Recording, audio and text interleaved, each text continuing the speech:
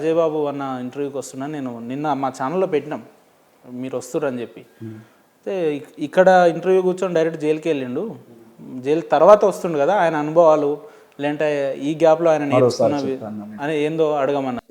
ఎందుకంటే నేను నా గురించి అడిగినందుకే కృతజ్ఞతలు మీకు. ఫేవరిష్గా ఉన్నాను, వైరల్ ఫేవర్తో ఉన్నాను.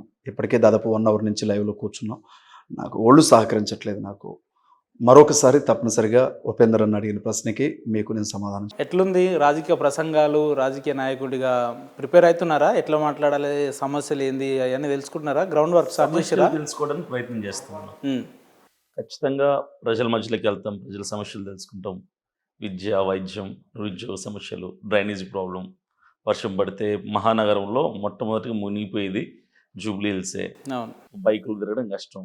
ఆ కృష్ణానగర కాలనీలో అయితే నైట్ పెట్టిన బండి పొద్దున్నకి కొట్టుకుని వెళ్ళిపోతుంది. ఎక్కడుందో వాడు ఎత్తుకోవాల్సిన పరిస్థితి. చాలా ప్రాబ్లమ్స్ ఉన్నాయనేది తెలిసింది ప్రస్తుతానికి. ఇంకా నేరుగా ప్రజల మధ్యలోకి వెళ్ళి వాళ్ళ ఇంటింటి తలుపు తట్టి ఖచ్చితంగా వాళ్ళతో మాట్లాడి వాళ్ళ సమస్యలు తెలుసు. అంటే స్థానికులతోని యూత్ కానీ ఆర్గనైజేషన్స్ అట్లా ఏమైనా చేసుకుంటున్నారా? అందరినీ కలుపుకో. కొంతమందితో మాట్లాడుతున్నాం, ఫోన్ కాల్స్ ద్వారా మాట్లాడుతున్నాం, కానీ డైరెక్ట్గా ఫీల్డ్లోకి అయితే వెళ్ళలేదు ఇంకా.